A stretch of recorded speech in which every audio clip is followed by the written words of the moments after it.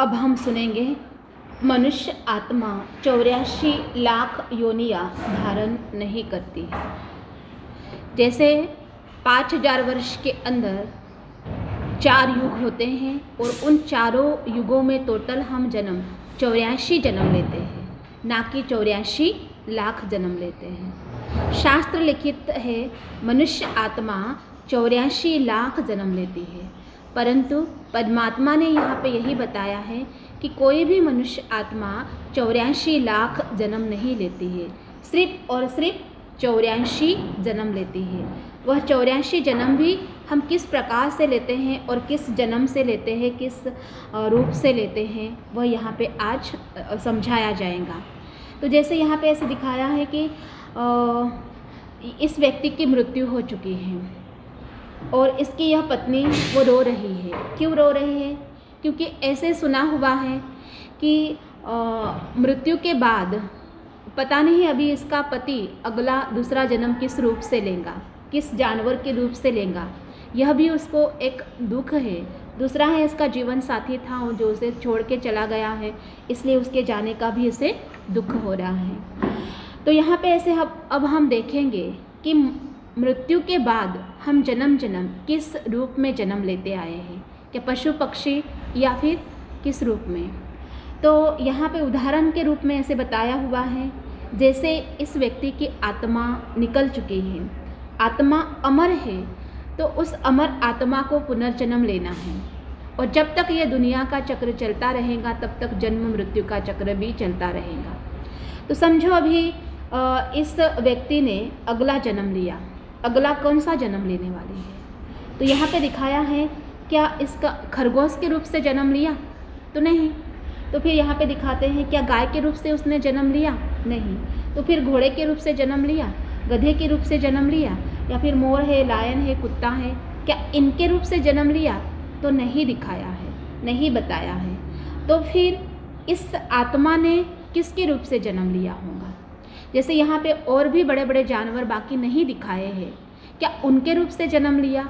जो सूक्ष्म रूप से जंतु वगैरह नहीं दिखाए हैं, कीटक वगैरह नहीं दिखाए हैं, क्या उनके रूप से जन्म लिया? तो नहीं। तो फिर ये आत्मा गई कहाँ?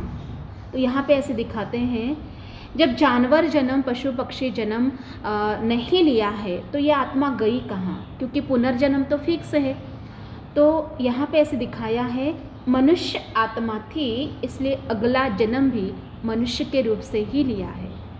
छोटे बालक के रूप से, मनुष्य जन्म के रूप से इसका अगला जन्म हुआ है, ना कि पशु पक्षी जीव जंतु आदि के रूप से। तो यहाँ पे ऐसे दिखाते हैं कि यह कैसे। तो जैसे उदाहरण है, आम की गुठली हम डालते हैं तो आम की गुठली से आम का ही पेड़ अंकुरित होता है और उस आम के पेड़ को आम ही लगते हैं, सीताफल, चिक्कू, काजू, बादाम आदि नहीं लगते हैं। जैसे यहाँ पे केले का पौधा है तो केले के पेड़ को केला ही लगेगा, ककड़ी, करेले नहीं लग सकते हैं। क्यों? क्योंकि बीज केले का है। जैसे आम का भी बीज है, वैसे जो बीज होता है वही फल अंकुरित होता, यानी कि वही उस पेड़ को वही फल लगते हैं। जैसे गेहूँ अगर हम बोते हैं तो गेहूँ ही आएंगे, ऐसे नहीं कि अनाज के रूप में दादर आ गई, या दादर अगर हम खेती में बोते हैं तो उसके बदले चने नहीं आते हैं, दादर के दादर ही आते हैं। क्यों ऐसा होता है? क्योंकि वह बीज का महत्व है। जो बीज हम बोते हैं वही पेड़ आता है और फल भी वही लगते हैं। अभी देखा जाए तो विज्ञान गर्वित यह युग चल रहा है, या तो कहो कि खेती भी है वो तंत्र ज्ञान की हो रही है। एग्रीकल्चर वाले आधुनिक पद्धति से खेती करते हैं, लेकिन अब तक भी वहाँ पे भी बीज का ही महत्व है। ऐसे नहीं कि तंत्र ज्ञान की खेती हो तो फिर बीज अलग है और अनाज अलग आया होगा, ऐसे हो ही नहीं सकता। अब तक भी वहाँ पे यह बात महत्व रखती है। तो यहाँ पे हम देखते हैं कि जो बीज है वही पेड़ और फल लगते हैं, पर यहाँ पे हम क्यों नहीं मानते हैं? यहाँ पे तो हम नहीं मानते हैं, लेकिन यहाँ पे हम सहज मान जाते हैं। क्या मान जाते हैं? कि जब भी कोई मरता है तो हम सोचते हैं या सुनते हैं कि हमारा जो गया वो कहाँ गया, अभी उसने दूसरा जन्म किसी जानवर के रूप से लिया होगा या पक्षी के रूप से लिया होगा या सांप के रूप से लिया होगा। यही जनरल माना जाता है।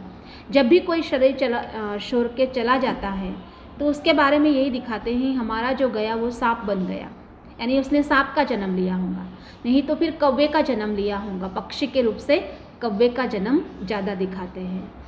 तो इस प्रकार से हम आज तक मानते आए हैं। लेकिन परमात्मा जो है वो सत्यम शिवम सुंदरम है। वह जब इस धरती पर आते हैं तो उनके मुख द्वारा जो ज्ञान सुनाया जाता है वह सत्य ही है। परमात्मा आकर के हमें यहाँ पे यही सत्यता बता रहे हैं कि मनुष्य आत्मा 84 लाख जन्म भी नहीं लेती और पशु पक्षी जीव जंतु आदि का जन्म भी नहीं लेती। मनुष्य आत्मा सभी जीवों में श्रेष्ठ जीव है, तो वो मनुष्य का ही जन्म, हर जन्म बाय जन्म मनुष्य का ही जन्म लेती है। लेकिन यहाँ पे फर्क एक देखा जाता है। कहते हैं गरुड़ पुराण में बहुत रोचक और डरावनी बातें ऐसी लिखी हुई है कि अगर ऐसे कर्म करोगे तो उसका फल इस प्रकार से, इस रूप से आपको लेना पड़ेगा, ऐसे कर्म करोगे तो उसका फल आपको इस प्रकार से। वहाँ पे ऐसे दिखाते हैं कि बिच्छू, टिंडन, सर्प, छिपकली, ऐसे ऐसे रूप में जन्म दिखाया जाता है। महाभयंकर रूप से जन्म में वो दिखाए गए हैं कि इस प्रकार से कर्म करोगे तो ऐसा आपको जन्म मिलेगा। वो क्यों? डर के कारण से। ऐसे कहा जाता है कि जो भी शास्त्र लिखित यह बातें हैं, जैसे कि शास्त्रों में लिखा है कि मनुष्य जन्म 84 लाख जन्म लेते हैं और उनमें भी जानवर जन्म प्राप्त होता है। वह इसलिए लिखा क्योंकि जब इस धरती पर नरक शुरू हुआ था, द्वापर युग था, उस समय शास्त्र लिखे गए थे और तब से नरक की शुरुआत हुई थी। तो लोगों के कर्म तब से भ्रष्ट हो चुके थे। और समझो द्वापर युग में ही यह सत्य की जानकारी होती कि कितने भी अच्छे कर्म करेंगे तो भी इंसान जन्म लेंगे, कितने भी बुरे कर्म करेंगे तो भी इंसान जन्म लेंगे। तो लोगों ने उस द्वापर युग को ही घोर नरक बना दिया होता। और इसलिए जो शास्त्रों में लिखा है वह हमारे जनजीवन के कल्याण अर्थ ही लिखा है। क्यों? क्योंकि वहाँ पे डर दिखाया है। जैसे गरुड़ पुराण में अभी हमने सुना, जो डर दिखाया है वो इसीलिए दिखाया है क्योंकि इस प्रकार से डरा करके हमको बचाने के लिए वहाँ पे ये सब कुछ लिखा हुआ है कि कम से कम लोग डर के तो भी जीवन में अच्छे कर्म करें, और जब अच्छे कर्म करेंगे तो उसको अच्छा ही मनुष्य जन्म मिलेगा और सभी दुखों से वो खुद ही मुक्त रहेगा। यही एक भावना थी और इस कारण से वहाँ पे यह एक डर दिखाने के लिए दिखाया है। जैसे हमारे घर में कोई छोटे बच्चे होते हैं, वह अभी अभी ही चलना सीखे हैं, तो वह कहीं भी बाहर निकल जाते हैं तो माँ बाप को उनके बड़े प्रति डर होता है कि यह बच्चों के लिए कुछ अनर्थ ना हो जाए। तो उनको क्या करते हैं, डराते हैं इस प्रकार से कि शेर आ जाएगा, कुत्ता आ जाएगा, गब्बर सिंह आ जाएगा, ऐसे मत करो, बाहर मत निकालो। क्यों? क्योंकि उसके पीछे माँ बाप की एक भावना यही थी कि बच्चे बचे रहे। ठीक उसी प्रकार से ईश्वर भी हमारे परम पिता है और ईश्वर भी हमें बचाने के लिए यही कहता है। एक डर था वो दिखाया था कि पशु पक्षियों का जन्म लेना पड़ता है। बाकी कोई कितने भी पुण्य करे तो भी पशु पक्षी नहीं बनते और कितने भी पाप करे तो भी कोई पशु पक्षी नहीं बनते। पर यहाँ पे एक बात जरूर कहेंगे कि हमारे कर्म का फल हमें फिर किस रूप से मिलता है, क्योंकि आत्मा निर्लेप नहीं है।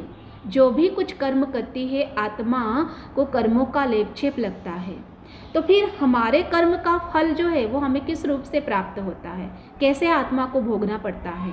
तो यहाँ पे दिखाया है कि भले मनुष्य जन्म में ही आत्मा कर्म का फल भोगती है, लेकिन वो इस प्रकार से कि जैसे ये इतनी बड़ी दुनिया है, इतने बड़ी दुनिया में कितने सारे लोग हैं और सभी लोगों की आर्थिक जो स्थिति है वो एक समान नहीं है। हम तरह तरह के लोग देखते हैं, तरह तरह की हर एक की परिस्थितियाँ देखते हैं। तो ये इतने जो वैरायटी है वो क्यों है? इसलिए कि जिस व्यक्ति ने जीवन में जैसे कर्म किए हैं उसको उसका फल उस घर में जन्म लेकर के मिल रहा है। हम देख रहे हैं आज इस कलयुग नर्क में भी कितने बड़े बड़े धनवान लोग हैं, जैसे टाटा बिरला जैसे हैं, जैसे फिर अंबानी जैसे हैं, तो उनके पास इतना धन होता है, वो धन का लाभ खुद अकेलों से नहीं उठाया जाता, लुटा जाता, तो वो क्या करते हैं, पालतू जानवर भी रखते हैं। और उनके घरों में बिल्लियाँ भी दूध बिस्किट खाती है, बहुत अच्छे अच्छे ब्रांडेड कंपनी की। और कहते हैं कि जो कुत्ता है वो भी गाड़ी में घूमता है और वो भी दूध बिस्किट खाता है। यानी कि धनवान लोगों के घर में जो जानवर है वो भी कितने सुखी से रहते हैं।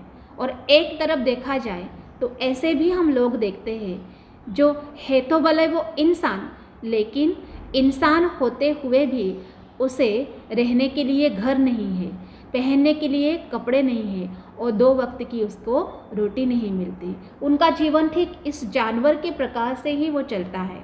जैसे जानवर है, इनका कोई स्टोरेज नहीं है, इन्होंने अपने लिए कोई स्टोरेज आदि नहीं बनाया है। जितना भटकेंगे, जितना अन्न को ढूंढेंगे उतना ही खाएंगे। एक तरफ ऐसा भी मनुष्य जीवन है कि जितना मेहनत करेंगे उतना ही फिर 2 वक्त की रोटी उनको मिल सकती है, नहीं तो नहीं। तो क्या फिर यह अन्याय ईश्वर ने किया, जो एक किसी व्यक्ति को इतना धनवान बना दिया और दूसरे को भिखारी बना दिया, फुटपाथ पे रहता है वो? क्या यह अन्याय ईश्वर ने किया? नहीं। फिर यह अन्याय किसने किया? यह अन्याय खुद ने किया है। कैसे? कर्म से। जिसने जैसे कर्म किए हैं पास्ट जीवन में, पिछले जीवन में, उस पिछले जन्म में जैसे जैसे कर्म किए हैं उस कर्म का फल उसे इस जन्म में प्राप्त होता है। तो यूँ ही नहीं कोई किसी के घर में जन्म लेता, उस जन्म लेने के लिए हर एक का अपना अपना कर्म का फल है और कर्म के फल के रूप से वो हर किसी के घर में जाकर के जन्म ले रहा है।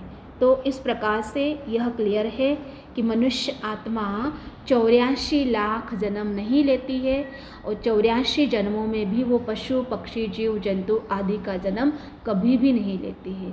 मनुष्य आत्मा मनुष्य का ही जन्म लेती है, पर फर्क इतना है कि जो जैसा कर्म करेगा उस कर्म के आधार से ही उसको अगला जन्म ऐसे ऊंचे परिवार में मिलता है। भ्रष्ट कर्म का परिणाम होता है कि ऐसे घर में जन्म होता है जहाँ पे उसे 2 वक्त की रोटी भी बिना मेहनत की नहीं प्राप्त होती है।